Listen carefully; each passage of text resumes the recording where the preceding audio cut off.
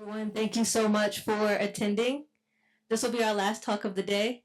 It is my honor to introduce Nykolas Muldrow, a cybersecurity solutions architect at the U.S. Air Force Cybersecurity. As an instructor, he is the CEO of CI Solutions Global Incorporated with over 15 years of experience in federal contracting and critical infrastructure defense. He has also worked at the intersection of national security compliance and leadership development. Today, he will be sharing a deeply personal talk titled From Wake Island to War Room, a Black Cyber Leader's Path to Purpose. In this session, he will recount his journey through isolated assignments like Wake Island and Guantanamo Bay and reflect on how identity, resilience, and service has shaped his leadership in cybersecurity. This is a powerful exploration of purpose in the highest stakes environments. Please join me in welcoming Nykolas Muldrow.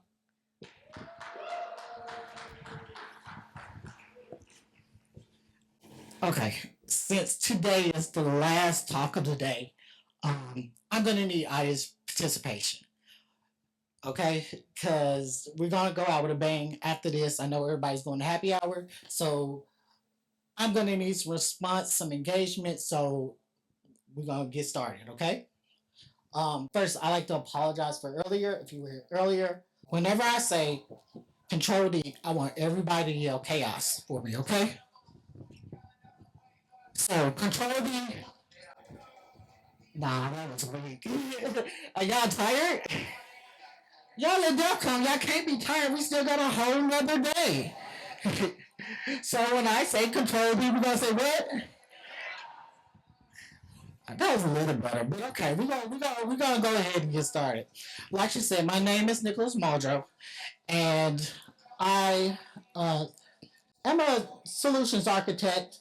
I come up with solutions for the federal government, for Department of Defense, DOE, just several different departments in general.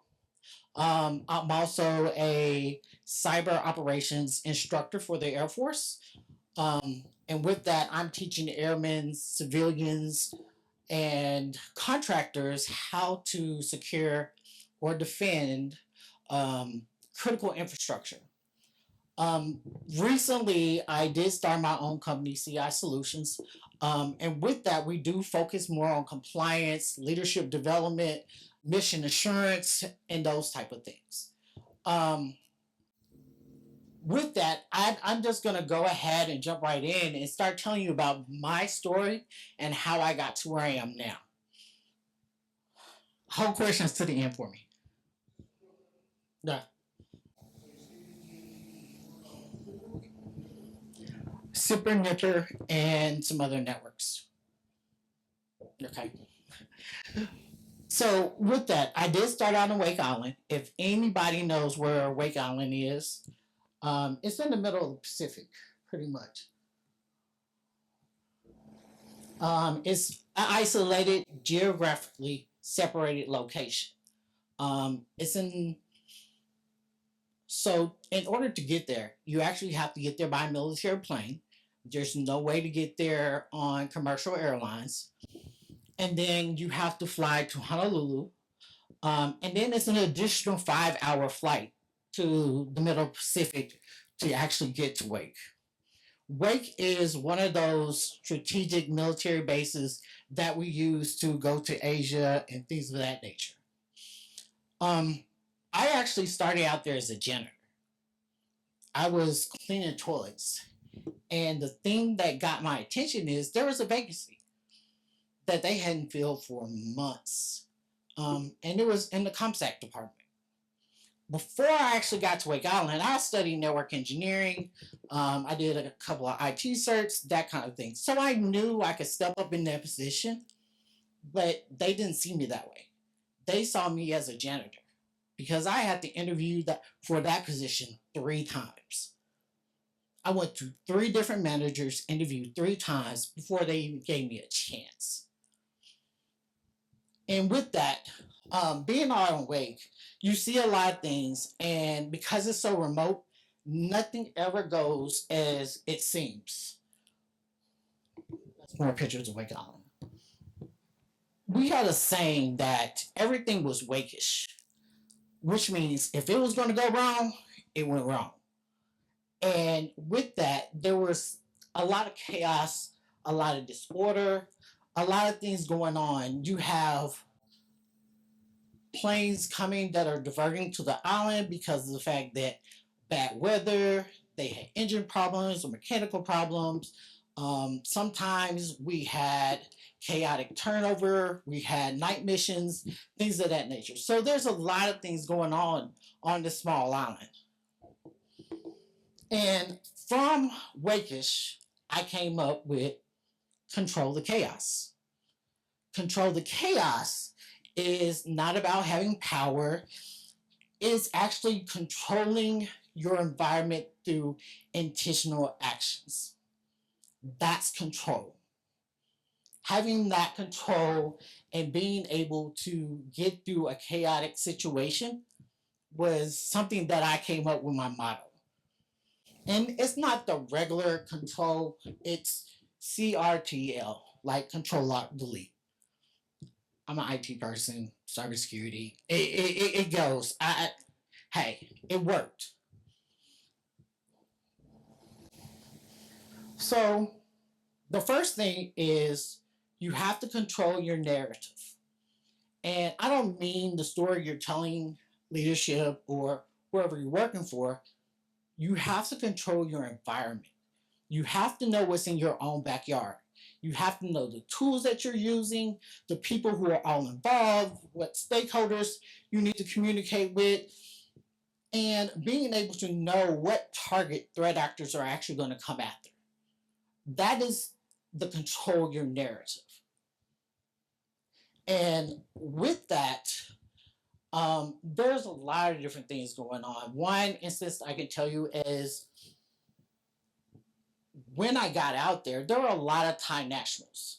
There were hardly any U.S. citizens. And these Thai nationals been out there for like 30 years, some of them. I mean, and because they were all Thai nationals and they couldn't get U.S. citizens, the main reason was the pay. So if anybody's been to Thailand, you know that the dollar is 33 baht. So these Thai nationals are on the island sending money back home. They're making bank. But it's not enough. It wasn't enough money for U.S. citizens to come out there. One of the things that I did when I got there is I was there. I wasn't going to leave. I was enjoying where I was. You see the beautiful island. No way. I started a union on the island, on the defense base. I talked with the IBEW. We got a CBA in place. And this is something that it really didn't take a lot of effort because the union actually helped me along, but there was nobody else stepping up to do it. So I just looked in the mirror and said, I can do this. I can read documents. I know what's fair. I know what we should get paid. And I did it. The main thing is there are a lot of things that we see in our environments that we know we can make better, but we feel like somebody else is going to do it. I don't have to do it. And that's kind of one of the things that we need to get away from. Everyone, if you see something that can improve a workplace, an environment, anything, you should go ahead and do it. Now, how many of you have been in a situation where you knew something was wrong with your environment? Like you knew there was a weakness that a threat actor could exploit.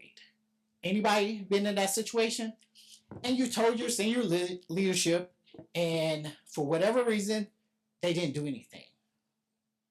We've all been there. One of the things that you have to do is the R, which is being resilient and through pressure, through anything, just being resilient, period. We all work in cybersecurity, and we know that there is a continuous learning that we have to do. Our environment is forever changing.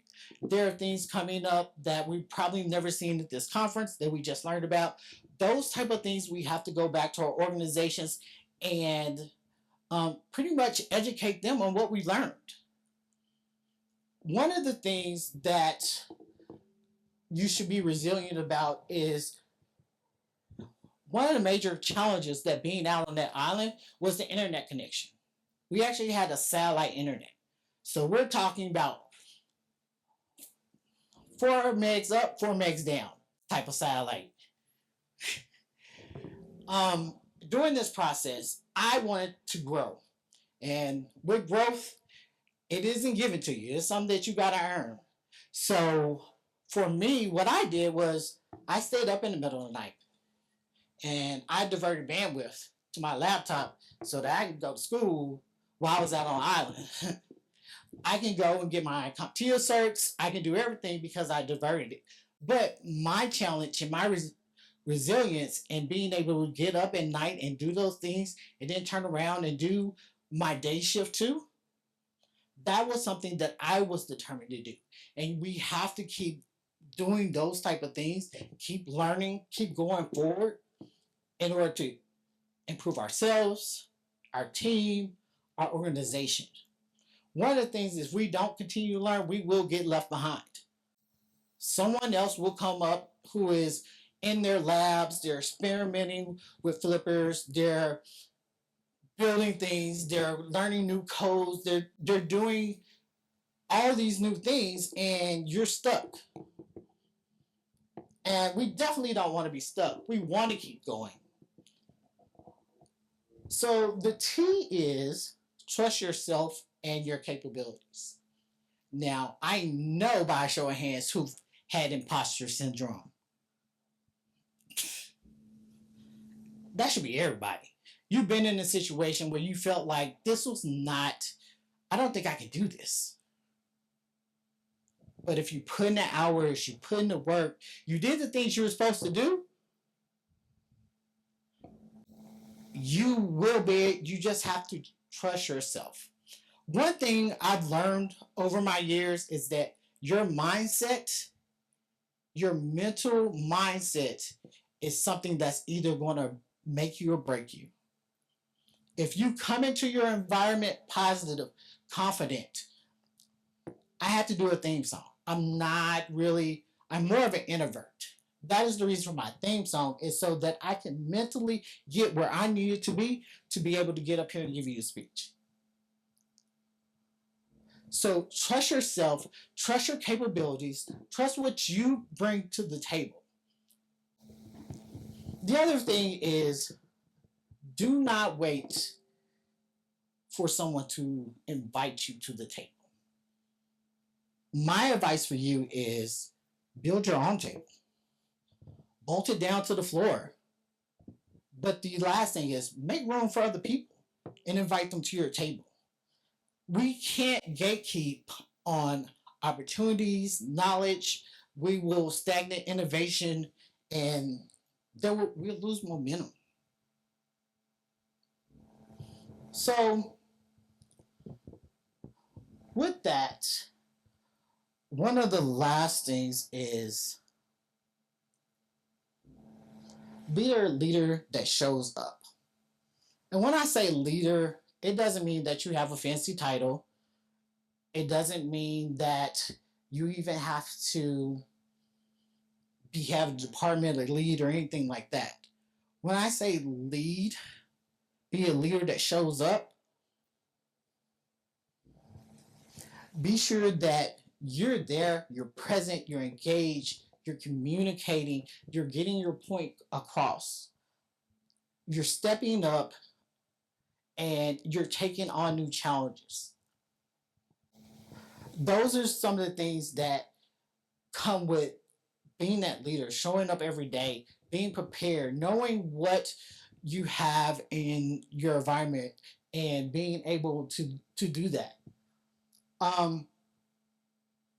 With that, when you get to that point, your time does become a weapon. And when you're in that mode and you're focused and you're dedicated to what you're doing, and you're not distracted, because I get distracted, um, then your time becomes a weapon. You're focused. You're tunneled in. I told someone earlier today, and I'm editing my speech at this point because it's relevant. Is when I came in here earlier, all I saw was Sydney. I didn't even see the people in the room. I was so focused on trying to get this done that that's all I saw. Sometimes we need that laser focus.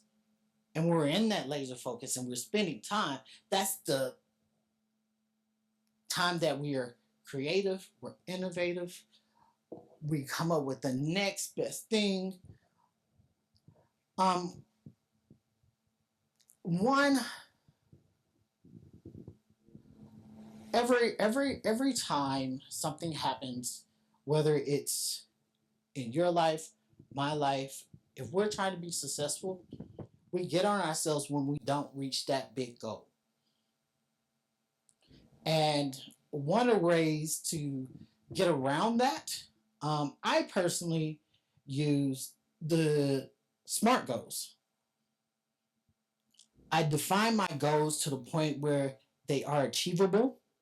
I take all those small wins with those SMART goals to achieve an even bigger goal. Whether it was I need to study for my Sec Plus. You take smaller chapters, smaller terms, and you build up that knowledge to where you have the knowledge you need to pass the test. Is that simple?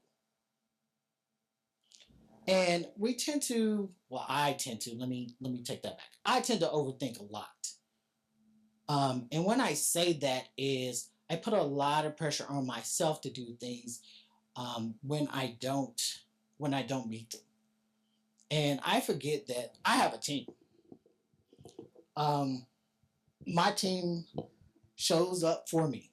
Whether it was someone taking me under their wing to show me the ropes on a job, to someone showing me a technique in cybersecurity or hacking, or someone just being there to put me in a room that I'm not in. I didn't do all this alone. I didn't come where I am alone. We shouldn't do anything alone. Um, it takes a village for us to get where we want to go. So, with that, um, the framework is simple. It's doing those things as in taking control of your environment, knowing your backyard, knowing the things you have to do. It's also being resilient when you're under pressure, when there's a deadline, a mission, or something that you have to accomplish. Just being resilient to get through that. Or if you have a life goal and you're setting yourself up for the next phase of your life, stay on it. A lot of people give up at that cusp of when they're finna break through. Also, when the L for being a leader, showing up, knowing your stuff, being prepared, not over talking senior leadership or stakeholders, because not all your leadership or stakeholders are going to be tech people. Being able to communicate with them and get to their level, that's leadership. That's being able to lead, whether it's a project, a team, or an organization. Having communication, collaborative with people that you don't normally speak the same language with, that's being a leader. That's being strategic. And I say all of this because it's important for me and my mission, my goal is to talk to other individuals and show them that cybersecurity, hacking, it's wide open. It's something that I am very passionate about and I want to share with the next person. And I want to see more faces like us in leadership roles. I don't want to be the only one that looks like me in the room. So I'm up here talking to you, just hopefully dropping some gems and letting you know that networking, being a team, getting to know someone else, and you guys being able to collaborate to get to that in that next room or sit at that next table or even start your own the next company that you guys want to be innovative with. I'm mostly an introvert, and I know that's one of the things that's hard for me. But I'm trying to leave a legacy. I'm trying to leave something back for the next generation. I'm trying to make things look different in boardrooms and city government and places where we make a bigger impact. We are part of that innovation, and if our voices are not in those rooms, in those environments, we're lacking on some of the things that could come out. Um, and with that, I just want you to know master the mental game, use your network. Those are some of the key things that will get you to that next step. All right. I do appreciate everybody. That was it. I made it real short and simple for you. I know this is the last one of the day. I do appreciate all of you coming out. I will take questions if anybody has a question.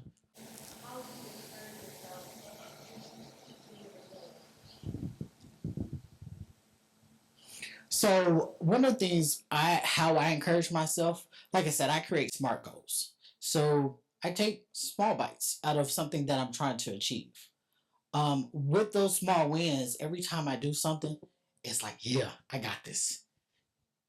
I got that gratification from that small win to help me keep going.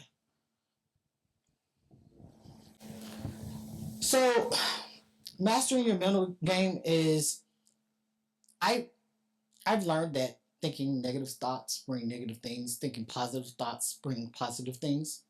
Um, and if I'm having a bad day or I'm down, I know what can get me motivated to get me back in that positive space.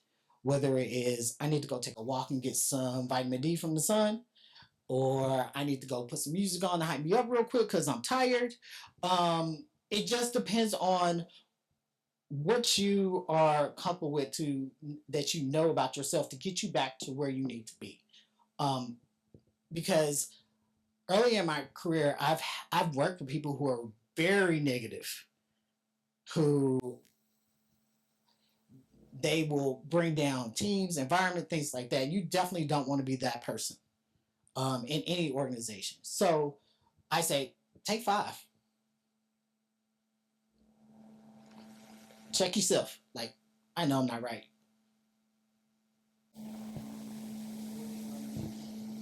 Okay. So one of the exercises I use when communications, whether it's for a job interview or for you said job interview, so we'll use that one. One, you prepare. If you look at the organization, you do kind of do your homework. And then we have this wonderful thing called AI and ChatGPT. Go ask it, what are some interview questions for this position? Record yourself answering those questions. Do one with the sound on, because you want to look at your body language, because your body language tells the story. Do one with the sound off. Yeah, sound on, sound off. And then look at one as a whole. And you want to take breaks in between doing that so that you can reflect on what you saw, heard, or what you're doing. Um, if it's not a technical thing and it's more confidence in being able to communicate, that's an exercise that you could do. No, the boardroom is totally different. And you're probably trying to ask, how do you be your authentic ethic self in those type of environments? And it's simple. You know what you bring in that room. You know your knowledge and you know what you have to present. If the best way for you to present that information is for you to be your authentic self, then that's what you need to do. But in the back of the head, you do need to be mindful that, hey, I'm not at home, I'm not with my homies, and just have that awareness of where you are. Well, yeah, and it's more about what are you trying to do. I'm coming in this room to try to motivate you, and I know it's the end of the day, and I needed some energy at the beginning of the speech. So in the boardroom, you don't want that same type of energy. You want to be strategic and intelligent and being able to communicate in that environment. And so it wouldn't be as appropriate because you're not doing the same, you don't have the same goal. Yeah. That's basically all it is. You don't have that same goal. Any more questions before we close out for the day? All right, thank you guys.